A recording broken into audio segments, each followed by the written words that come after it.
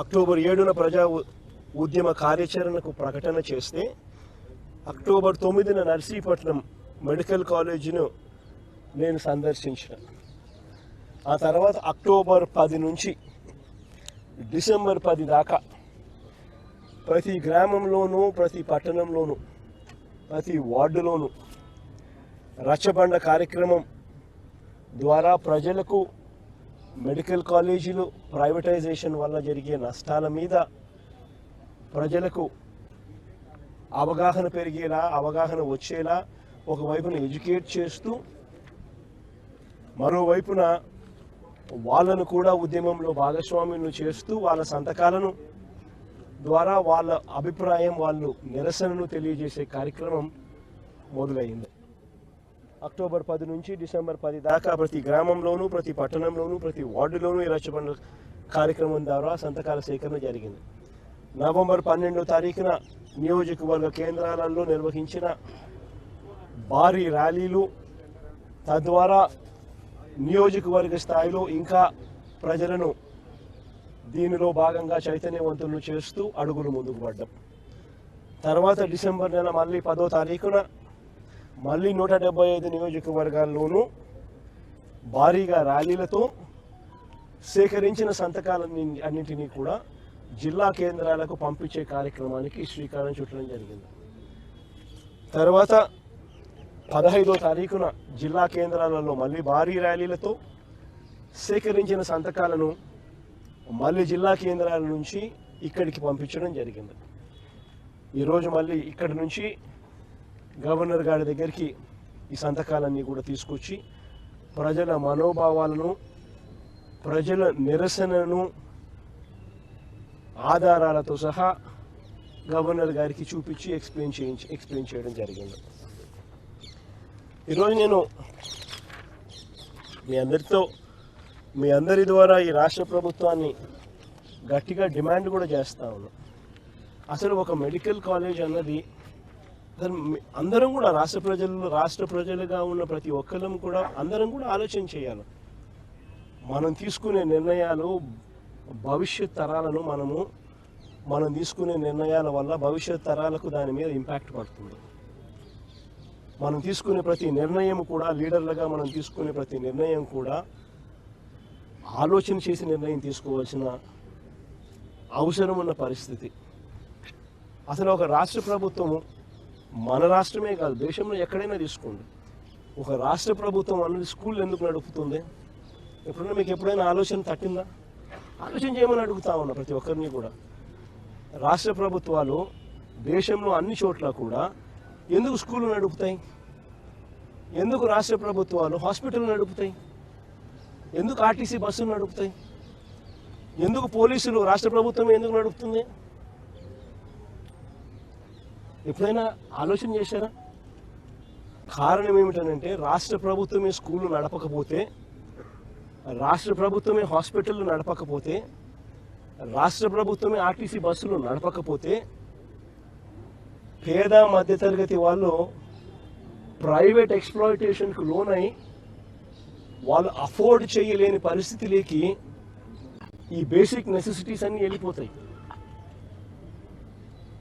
అందుకనే ఏ రాష్ట్ర ప్రభుత్వం అయినా కూడా తమ వంతు బాధ్యతగా తీసుకొని ఇవన్నీ నడుపుతారు. స్కూళ్ళు కానీ, హాస్పిటళ్ళు కానీ, పబ్లిక్ ట్రాన్స్పోర్ట్లో ఉన్న ఆర్టీసీ బస్సులు కానీ, లా అండ్ ఆర్డర్ను పరిరక్షించే పోలీస్ వ్యవస్థ కానీ అన్నీ ప్రైవేటైజేషన్ చేసుకుంటా పోతా ఉన్నాము అని అంటే అసలు ఇంకా ప్రైవేట్ ఎక్స్‌ప్లాయిటేషన్కు చెక్ అనేది ఎక్కడా ఉండదు. పేదవాడికి, మధ్యతరగతి ప్రజలకు సేవలు అనేటివి ఎక్కడ అందుబాటులో ఉండవు. అందరూ కూడా ప్రైవేట్ ఎక్స్‌ప్లాయిటేషన్కు లోనై సేవలు పొందాలి అని అంటే ఆస్తులు అమ్ముకోవాల్సిన పరిస్థితి లేకపోతాయి.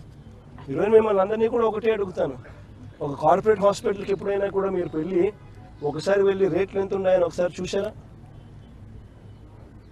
ఒక ఇన్పేషెంట్ కింద నువ్వు చేరాలి అని అంటే జనరల్ వార్డులో చేరాలన్నా 5,000 రూపాయలు మినిమం, ఎంత చెత్త హాస్పిటల్ అయినా కానీ 5,000 రూపాయలు మినిమం ఛార్జ్ చేస్తుంది. అదే నీకు సపరేట్ రూమ్ అనుకో, అదే నీకు కొంచెము ఒక ఫ్యాన్ గీనో ఉన్న సపరేట్ రూమ్ ఏదైనా ఒక ఫెసిలిటీ కొంచెం కొద్దిగా గొప్ప ఒక ఫెసిలిటీ ఉన్న రూమ్ ఏదైనా రూమ్ కావాలంటే 10,000 రూపాయలు మినిమం ఆ రూమ్. అదే ఐసీయూ లేకపోయినామంటావు. ఐసీయూలో ఛార్జీలు ఎంత తెలుసా? 30,000 నుంచి 50,000 రూపాయలు రోజుకు. ఇది మినిమం. గవర్నమెంట్ మనం 17 మెడికల్ కాలేజీలు రాష్ట్ర ప్రభుత్వం అంటే వైఎస్ఆర్ కాంగ్రెస్ పార్టీ అప్పట్లో ఒక విజన్తో తీసుకురావడం జరిగింది. ప్రతి పార్లమెంటును ఒక జిల్లా చేసాం. ఆ జిల్లా చేయడంతో ప్రతి పార్లమెంటును ఒక జిల్లా చేయడంతో ఆ జిల్లా కేంద్రంలో ఈ మెడికల్ కాలేజీ తీసుకురావడంతో అక్కడ మెడికల్ కాలేజ్తో పాటు టీచింగ్ హాస్పిటల్ కూడా అందుబాటులోకి వస్తుంది. టీచింగ్ హాస్పిటల్ అంటే అది ఒక multi speciality hospital. Multi speciality services, super speciality services ఇవన్నీ కూడా ఆ టీచింగ్ ఫెసిలిటీస్ వల్ల, మెడికల్ కాలేజీలో ఉన్న టీచింగ్ ఫెసిలిటీస్ వల్ల ఈ టీచింగ్ హాస్పిటల్లో ఇవన్నీ కూడా అందుబాటులోకి వస్తాయి. ఎప్పుడైతే ఆ హాస్పిటల్లో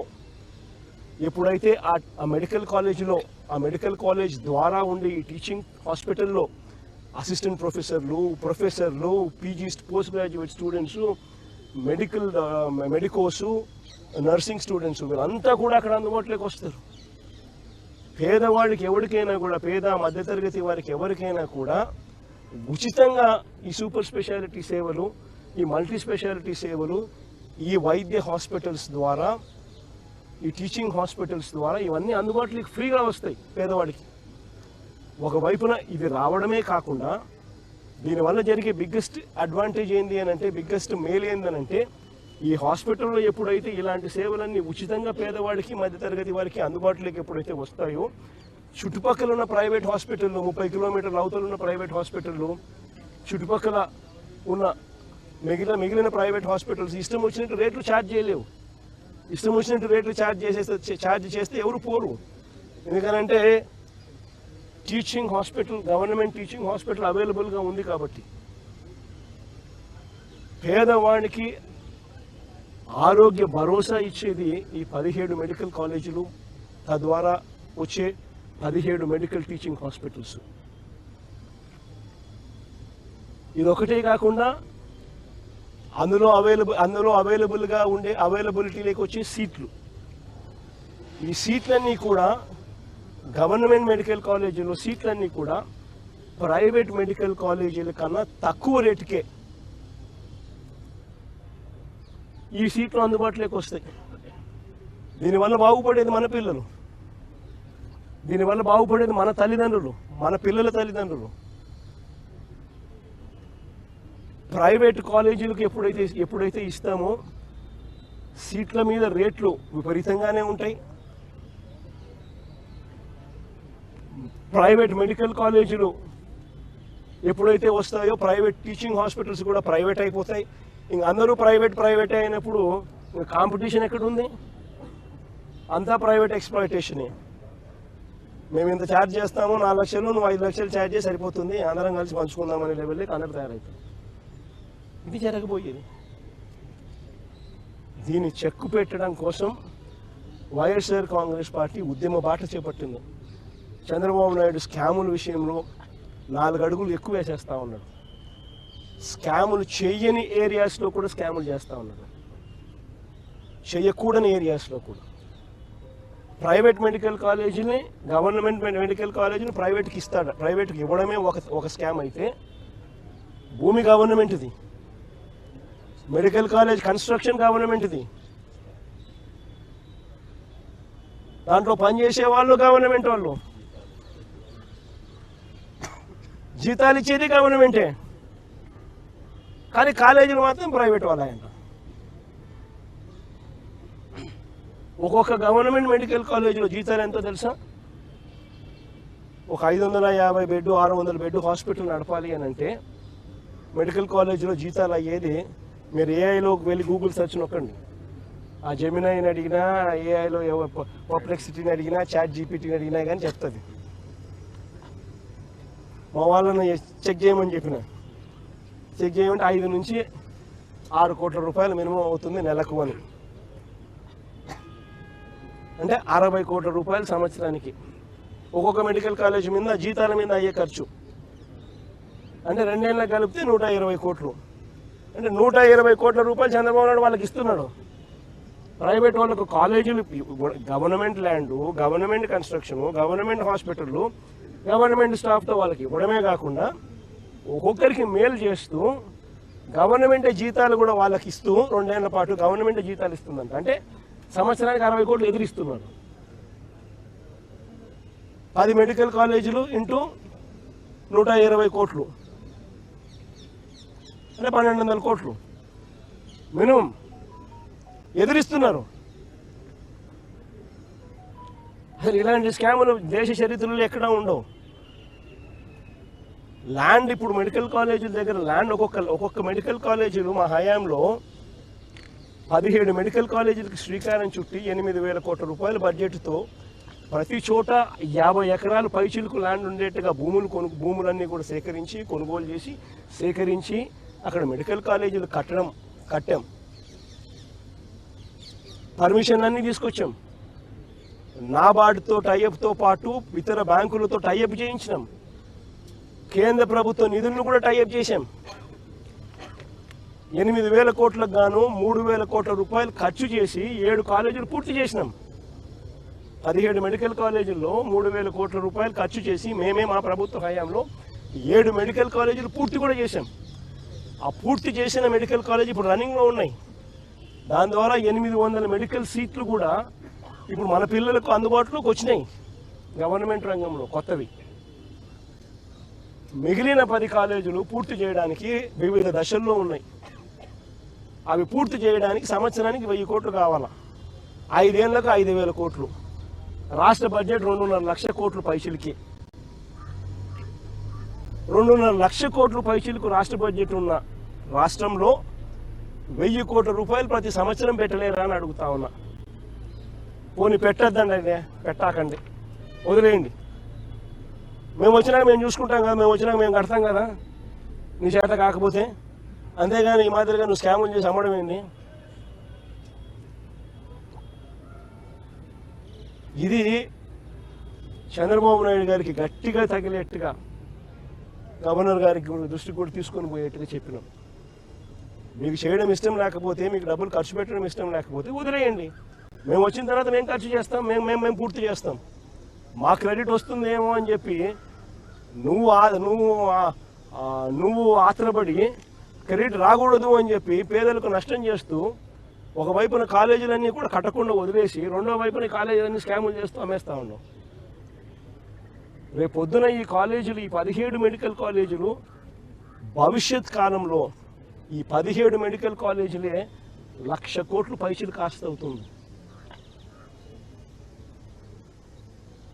కొన్ని కోట్ల మందికి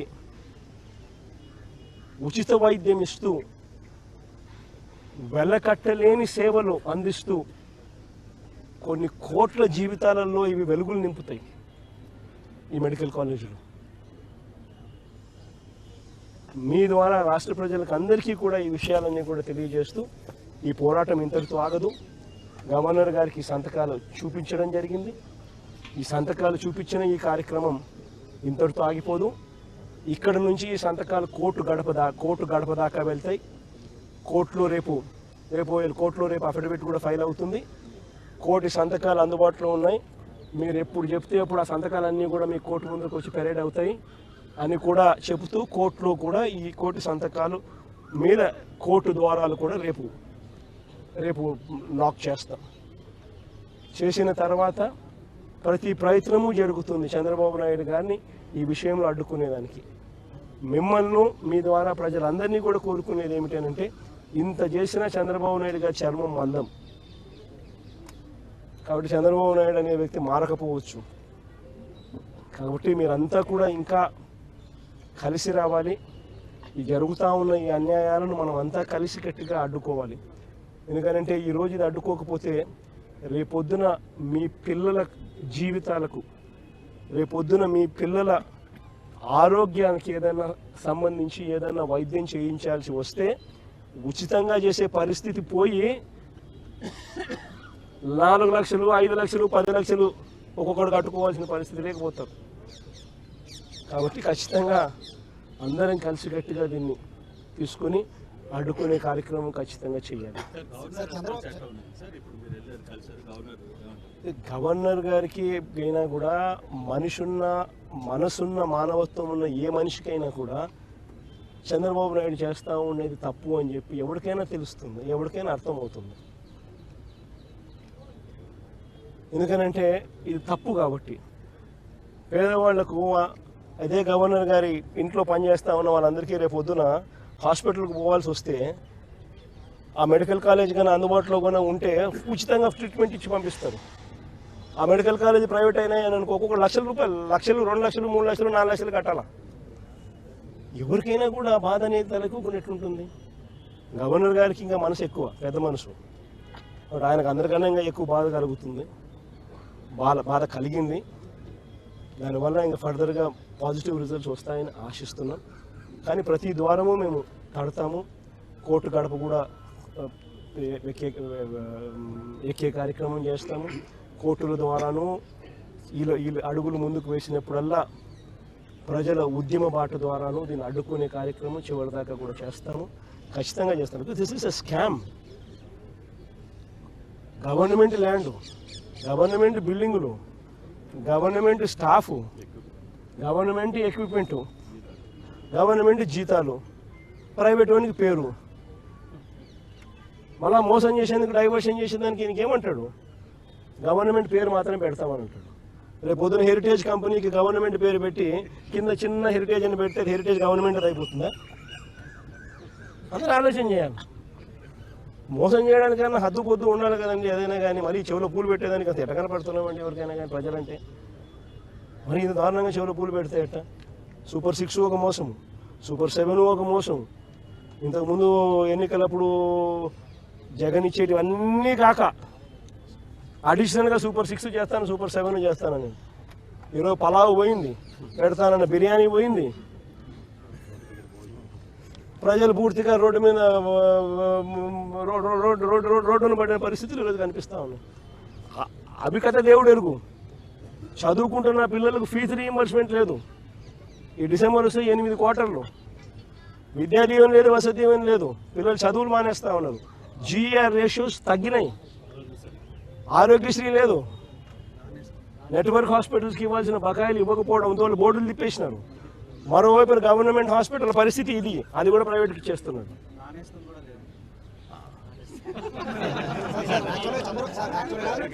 చంద్రబాబు గారు ఒక మాట అన్నారు సార్, 500 కోట్లతో రిషికొండ ప్యాలెస్ కట్టారు, దాంట్లో 2 మెడికల్ కాలేజ్ కట్టారని చంద్రబాబు గారు ఆరోపణ చేస్తారు. రిషికొండలో నువ్వు చెప్పి హోటల్ రిసార్ట్ కార్యక్రమం ఏదైతే ఉందో 230 కోట్లు 240 కోట్లు అది పొద్దు విశాఖపట్నానికి నిజంగా ఆనిముత్యంగా ఉంది. అదే చంద్రబాబు నాయుడు యోగా కోసం, యోగా గుర్తుందా? యోగా అనేది గుర్తుందా? ఒక్కరోజు ప్రోగ్రాం యోగాకు ఖర్చు పెట్టిందంట 330 కోట్లు. 330 కోట్లు. కనీసం నేనన్నా 240 కోట్లు పెట్టి బ్రహ్మాండమైన బిల్డింగ్ కట్టి విశాఖపట్నానికి తలమానికంగా ఉంది ఆ బిల్డింగ్. ఈ పొద్దు కూడా పోయినాను అనుకో, ఆ బిల్డింగ్లోకి ఎవరైనా పోయి చూస్తే విశాఖపట్నం అంతా టూరిస్ట్ ప్లేస్ కింద కనపడుతుంది. అటు పెద్ద పెద్ద వాళ్ళందరూ దాంట్లో వచ్చింది. ఇప్పుడు గవర్నర్ గారు పోయినారు అనుకో, లేదా మోడీ గారు వచ్చినారు అనుకో, లేకపోతే పుతిన్ వచ్చినాడు అనుకో, లేదా రష్యన్ ప్రెసిడెంట్ పుతిన్ వచ్చినాడు అనుకో, ఎక్కడ పెడతారు? బ్రహ్మాండమైన రాజభవనం లాంటి బిల్డింగ్ అది. 230 కోట్లతో మేము కట్టినందుకు మాన్యుమెంట్ అక్కడ తయారైంది. వేరే ఇక్కడ ఒకరోజు యోగా,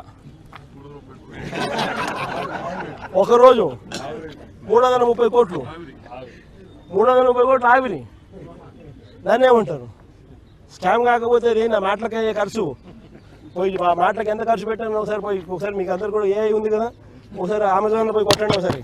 మ్యాట్ ఖర్చు ఎంత అవుతుంది, వీళ్ళు ఎంత ప్రొక్యూర్ చేసినారని చెప్పి చూస్తే 50% తక్కువ ఉంటే నన్ను అడగండి. National media